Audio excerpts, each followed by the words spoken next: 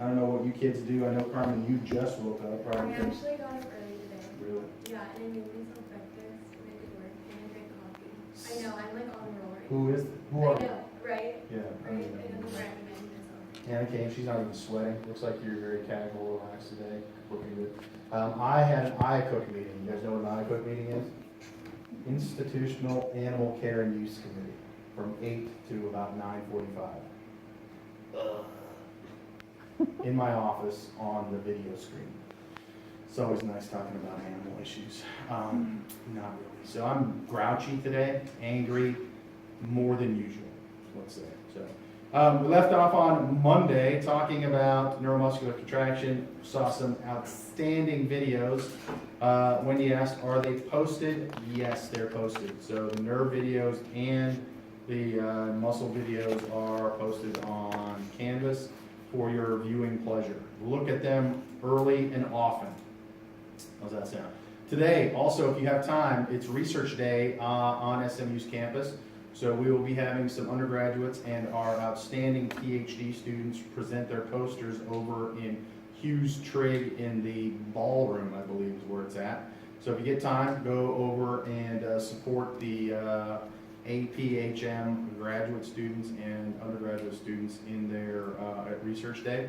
Tomorrow is an interesting day as well if you have some time.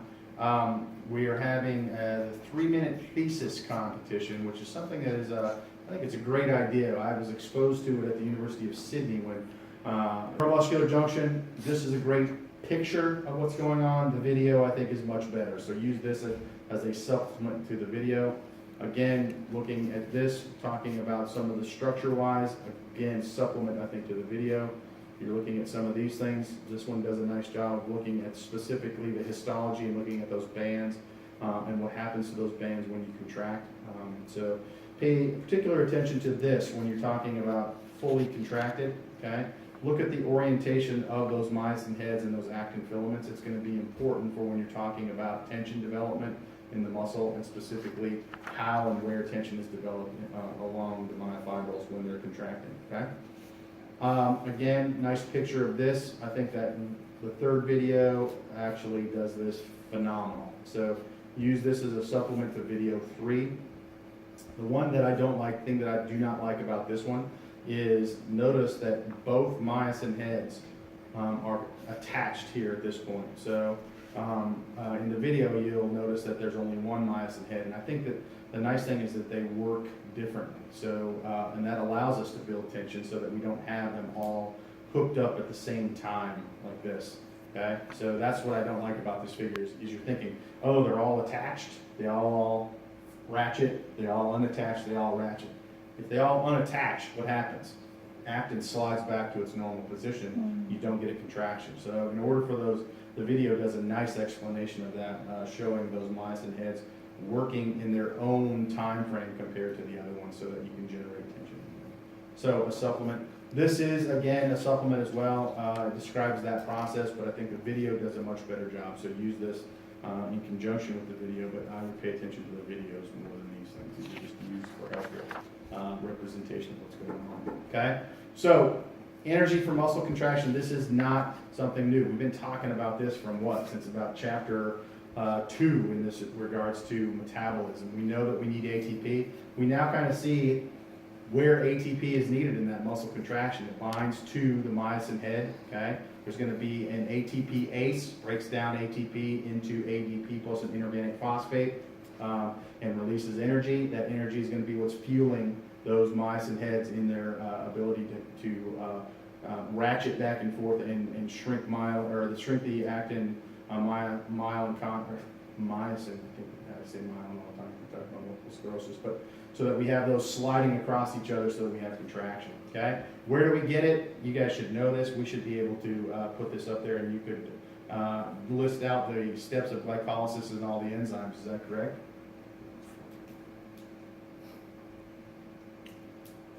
You want to give it a go? Someone want to try it? Can we get out if I get it right? Sure, you'd have to cover the material yourself, but we can leave class. What do you want to do? You want me to give it a go? Yeah, let's just see if you can do it. I mean, All of them? just for, let's go glycolysis, all the steps and enzymes. And if you do get it, you'll have our undying adoration as opposed to getting out of class early. Alright. And what is kombucha? It's a fermented tea. What does it taste like? Little Would you say bitter. fermented whale fat would be anything that you ferment? Is it alcohol in it? That's what I'm wondering. It's a very small amount. It's fancy sparkling water. So he It's basically, got probiotics. so what you're saying is you're drinking back here in the back of the class. Boozing. Yeah. Yeah. Oh, Classic. these allergies are really getting me down. Sure they are. Yeah, sure they are. Alright, I gotta remember this. Who bets he can get it done? I'm going right now. He doesn't even know the first step. I gotta think. Gotta refresh. Let's see. Get off the hooch, dude. That's what I'm doing.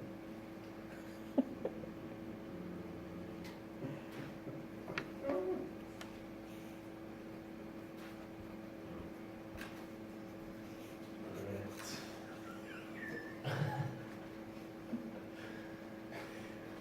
Now that guy, the arrow.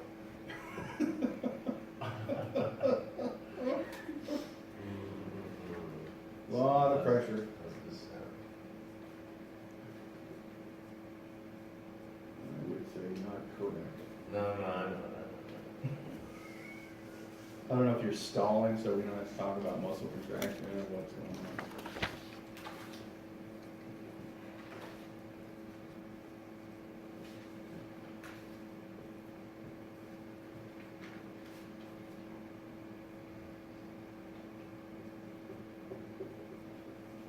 It's an arrow.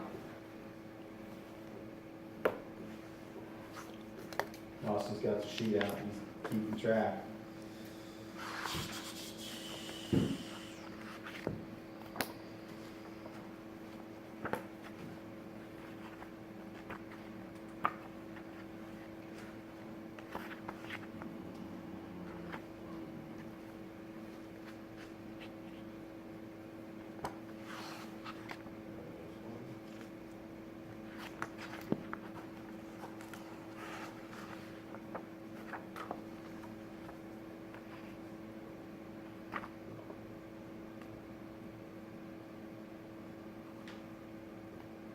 Is that right?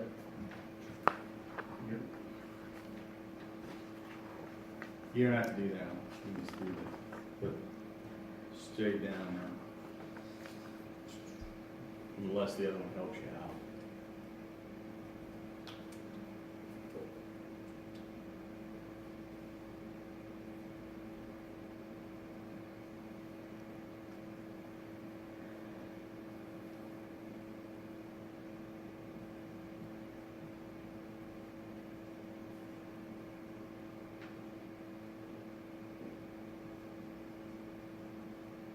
No.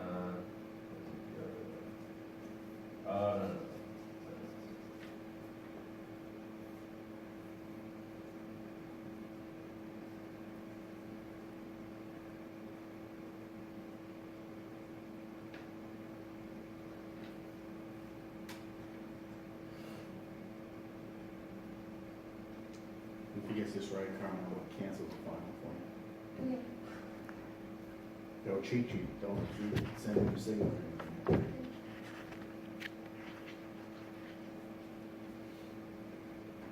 Or like crossing stuff. Yeah, that's exactly right, so I was lying. Cross system. I didn't know it would work with the legs, I thought it was just fingers, is Well, it that's, anything? yeah, that's like how you get people.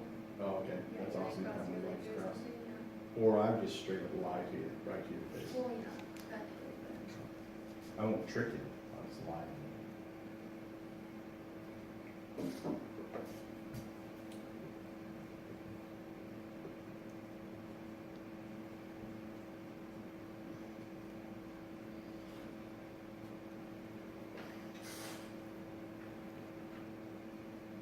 I like his name. It's slightly off.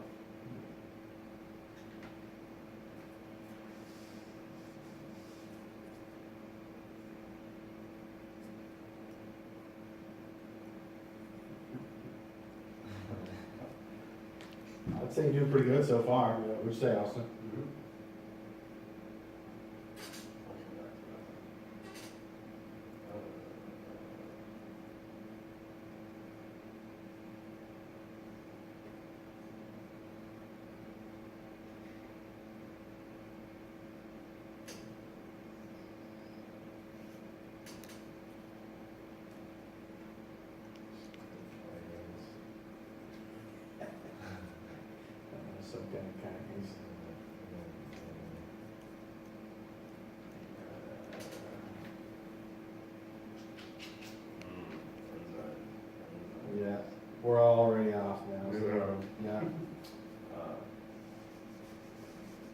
Hexokinase. Hexokinase. Yeah, first one you said was some kinase. What's the next enzyme? It wasn't PFK. Help him out, Austin. It's in between glucose and fructose, so it's the. Is it a mute? It's not, no, it's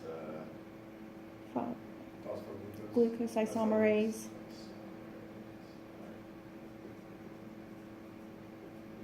And the next one is PFK.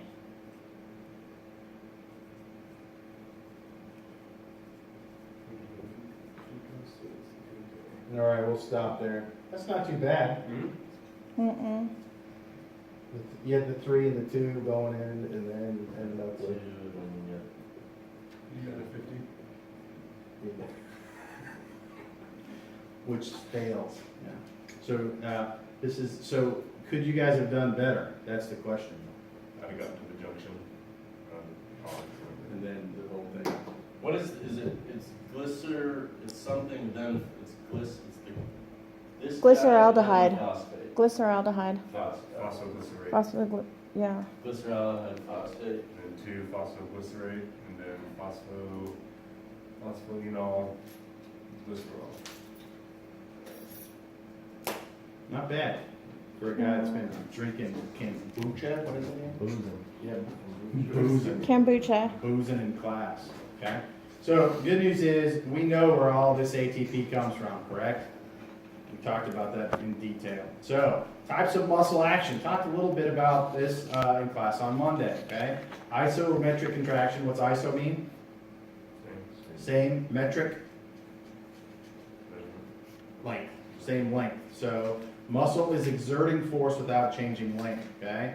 So, or otherwise, the joint angle does not change. So an example of a isometric contraction would be if you guys all stood up and tried to push the wall over, okay?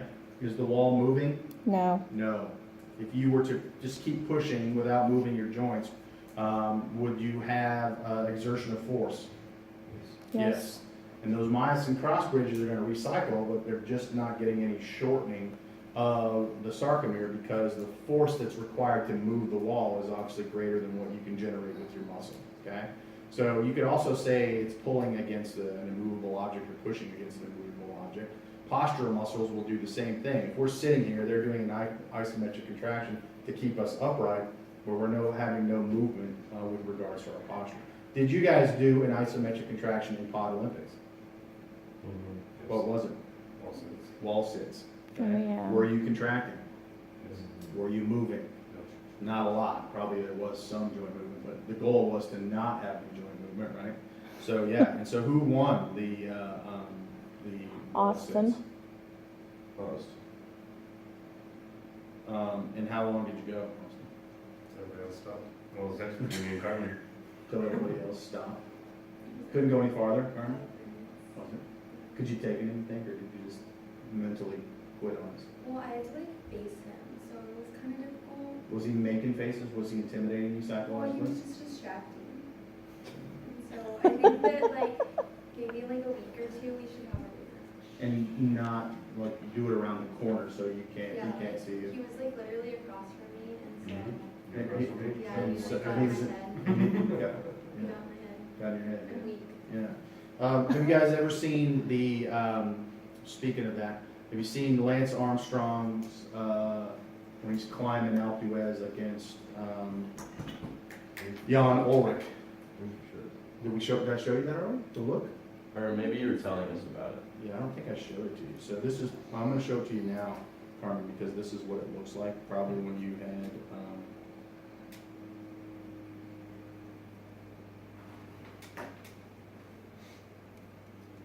it's this new YouTube Red business stuff. I don't know if this will work anyway.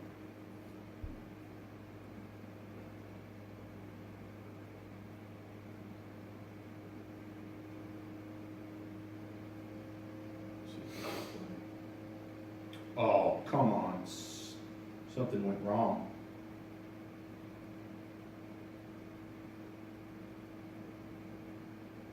We'll pull it I up. remember this video. Did I show it in here? No.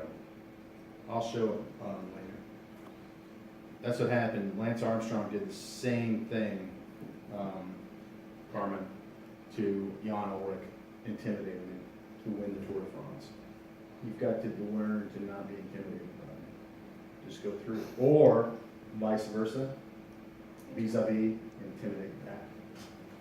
That's what you need to do, is blow his mind, okay?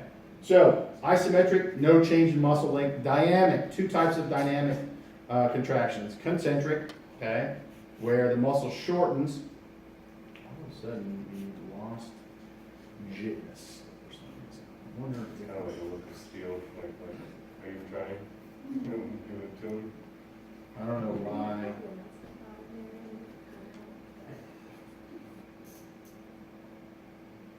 This doesn't work, we're going to retool our, Yeah, this is an open book. All the struggle sometimes. this is what happened in JIT. There we go, we're back.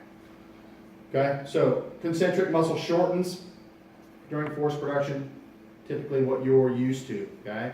So describe an eccentric contraction for me. In this case, it's lengthening rather than shortening. So if I just do this, is this an eccentric contraction?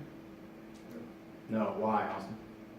Unless your tricep is going against your bicep, but I mean, other than that, no. No. So what's doing the motion on, so this one would be the what? Bicep, Contraction. doing a concentric contraction, right? Probably. Okay. Yes. And so we have muscle shortening here, doing this contraction. If I go this way, did I have an eccentric contraction? No, because this muscle now is contracting, triceps contracting to bring me back to that position. How would I do an eccentric contraction with that movement? No way to it. Load weight to it. So imagine now having two dumbbells that are of significant weight and you're slowly lowering them down as opposed to just letting them drop, okay? So you're still having now contraction here in the biceps. As you lower that down, myosin heads are still attached, okay? But it's lengthening as you're lowering that down, okay? You guys see some problems with that? See muscles tearing if you do it too much. That's exactly right. If that force that you're lowering is too much for your muscles to produce the force, you could cause injury where you're actually now ripping the myosin heads off of the active binding sites. If you're doing it correctly, those are releasing as you're lengthening as opposed to being pulled off of it, okay? And so eccentric contractions could result in muscle fiber injury, but typically they also will result in soreness because of the muscle fiber injury and you're damaging the muscle cell, okay? And so you may be damaging the cell membrane, you're losing contents of the muscle. So if you do eccentric contractions, Austin, you do eccentric contractions with your clientele? Yes. Exactly. Why do you do that? In order for hypercompensation to be able to build that muscle back up stronger than when it was ripped. Okay. So eccentric contractions provide more strength gain than just concentric contractions alone. You can't just do eccentric and expect like your rest of your body to also be able to do concentric contractions correctly as well. So Exactly. So, but you can promote strength gains with eccentric contractions. muscle building is. Yes. Okay. So that's the reason you do it. So the nice thing about muscle fiber injury, in order for you to have a training adaptation, you have to injure your muscle just a little bit. What you don't want to do is injure it a lot, where you're tearing or ripping the muscle, like a hamstring tear or a quad tear. But you want to have some residual soreness after a workout because that indicates that you taxed the system to the point where it may have to react now and say, man, we are really seeing this a lot. So Austin brings his clientele in Monday. This week they've done this, they're sore. The next week maybe they're not as sore because we've had adaptation. Maybe we've had some strength gains due to potentially some muscle fiber adaptations, and now that workload the following week isn't as taxing to the system and we don't get as sore. So that soreness is sometimes a good thing because it's taxing the system so that you can get adaptation. But you reach a ceiling where it can then, if no more adaptations could occur, then you're risking injury with that. And so the job of a trainer or the strength and performance coaches is to maximize adaptation without injury. So your strength and conditioning coaches, and do they do this to you all the time? They put you through workouts? So you're in off season right now. Do you work with the strength and conditioning team? So how often do you work with them? 4 times 4 times a week, right? And that's not counting your practice time, right? So what you're doing right now before class, is that with the strength and conditioning coaches, or is that practice time? Well, 4 times a week we'll have practice, and then either conditioning or speed agility with them, and then lifting with them. Okay, and so are they at your practices, the strength and conditioning coaches? No, they come up. They come in afterwards? Okay, perfect. So, same thing with Jackson Davis. He has a wonderful strength and conditioning coach that they work on.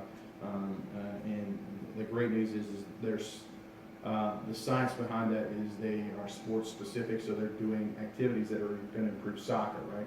We don't need you to be an offensive lineman for the football team, correct? So, we don't need you, I'm guessing that you guys don't have a sled that you guys push around in shorts, 5 to 6 second bursts, do you guys a soccer team? That'd be awesome, because that would be intimidating as hell if you brought another soccer team in here, and you guys were pushing that sled around going, with your coach on going, oh, oh. That's a psychological advantage, Carmen, right there. Busting that. Who's the most nervous guy that gets up and looks? Captain Kombucha. Komboozing.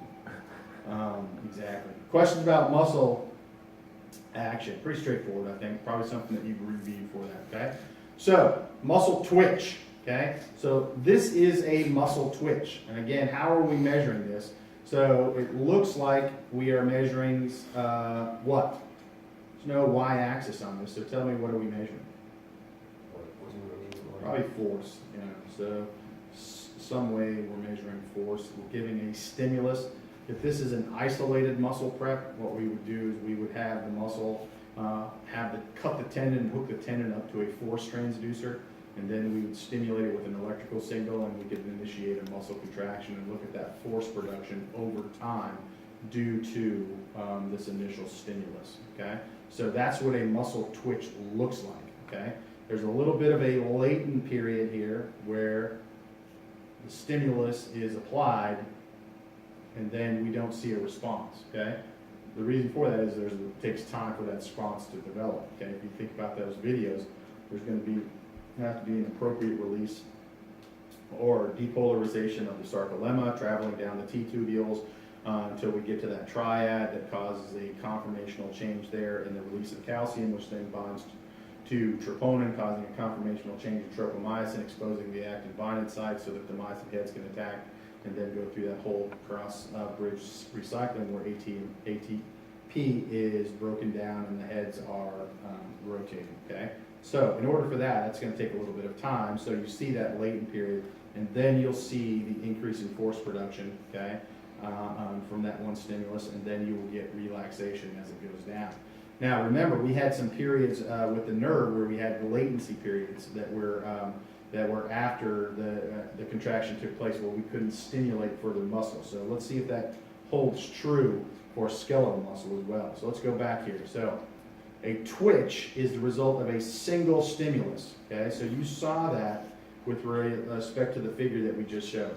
The latent period lasts about 5 milliseconds, and then tension is developed approximately for 40 milliseconds, and then we have a relaxation phase of 50 milliseconds, okay? So this is key right here, okay? Speed of shortening is greater in fast twitch fibers. And we've kind of dabbled with fast twitch fibers, but we're going to get into them in a lot more detail towards the end of this chapter. But we've spoken about them in regards to the recruitment of motor units, okay? We use the size principle where we start with the smallest ones, or slow twitch fibers, and then recruit our fast twitch fibers. In this case, our fast twitch fibers are going to have a shorter speed of shortening than compared to slow twitch fibers. And the reason for that is, number one, they have a different ATPase, myosin ATPase. They have an isozyme, which is isozyme. We've talked about that. What does iso mean? Same. Same. Zyme is what? Enzyme.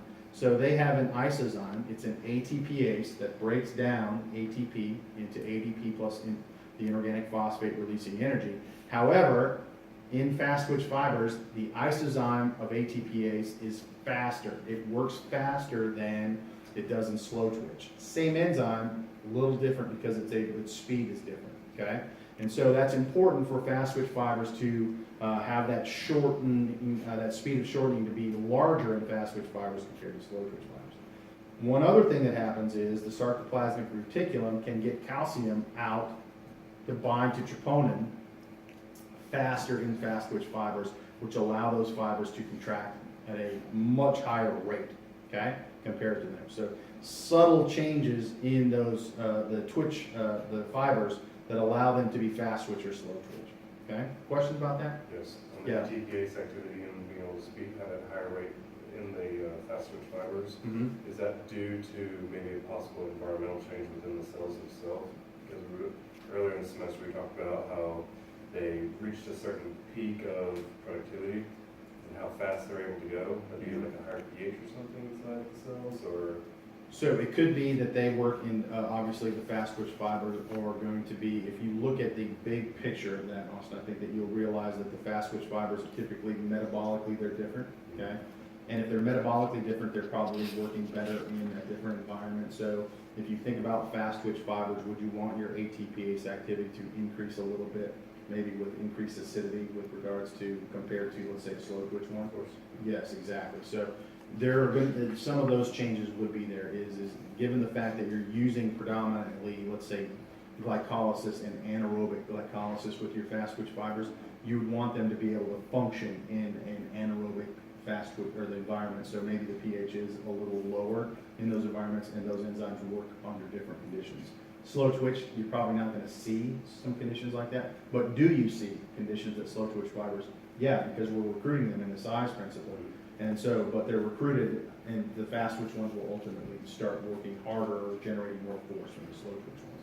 Yes, so that's the key in there, is that the environment is a little different for what they're being used for, so you would want anything that was working, if it's the sarcoplasmic reticulum or this ATPase, to be able to function in the environment that they would probably likely see. So if they didn't, that would be counter to what we wanted them to do, right? So if our fast twitch fibers, we want them to produce large amounts of force, right, for an extended period of time, maybe 30 seconds, maybe 1 minute. If all of a sudden our environment's changing, where the pH is dropping due to, let's say, lactate, and then that the ATPase activity shuts down in that high pH, that would be counter for us to continuing motion. Is that correct? Yeah, so you're exactly right on that. And that's due to some of these characteristics. The enzyme breaks down ATPase, but the different isozymes work differently based upon the metabolic demands or the environment that they may be in for their muscle fibers. Okay? It's a good question. So, just a picture of what we just talked about, but it's important to see what's going on. So here we have the total time on the bottom, and then again, here's our latent period where we have no response, 40 milliseconds of contraction, 50 milliseconds of relaxation, okay? From one stimulus. Now, can we give more stimulus? Oh, yes, we can, okay? So take a look at this figure here. So here we have force, and again, we're looking at stimuli here. So each one of these vertical black lines is a stimuli, okay? So you can see at the left hand, we're giving stimuli at a much slower rate than what we would see in, as we go further to the right, okay? And so what do you notice about this, okay? Tell me some patterns that you see. Could we make some assumptions about what the time is of these ones right here? What could we say about them then? Based upon what we just saw here, okay? 5 millisecond latent period, 40 millisecond contraction, 50 milliseconds relaxation. What could we say about the timing of the stimuli? It jumps up to a certain point, so it has to have time to relax, but So- beyond that point, it'll still jump up higher and higher and higher for each consecutive stimulus. Yeah, so these first two are probably greater than 90 milliseconds because you get a full twitch and relaxation that comes back down to baseline, right? Okay, but now what we're starting to see is when we start to get into this area here, our frequency of stimulation has occurred, and so now we're not allowing full recovery to occur, but we give that stimuli and we get a twitch. And what do you notice about that twitch? Okay, because we didn't let it recover, we're now able to generate a little more force with that twitch, okay? So this wasn't our maximum amount of force. And again, as we increase our stimuli and not let the muscle recover, you can see we push force up a little bit each time, okay? And the twitch obviously is a little faster. But then we reach a certain point called tetanus, okay? And you can see now, no matter what the stimulation is down here, whether it's slow here or really fast here, we can't generate any more force. We have reached the limitation of that muscle to produce force, okay? We're basically maxing it out. So no matter what stimulation that you're doing, or we have maxed out that muscle fiber, or muscle, whichever one we're looking at, okay? But here, you can see, we get something that's called summation, okay? And summation means that's that additive property of force. Clear that out, okay? So as this is increasing right here, okay, we are now summing that force by adding more stimulation, and we can increase force production through that period before that we reach tetanus, okay? And not allowing that muscle to recover, okay? So is that the same as a nerve fiber?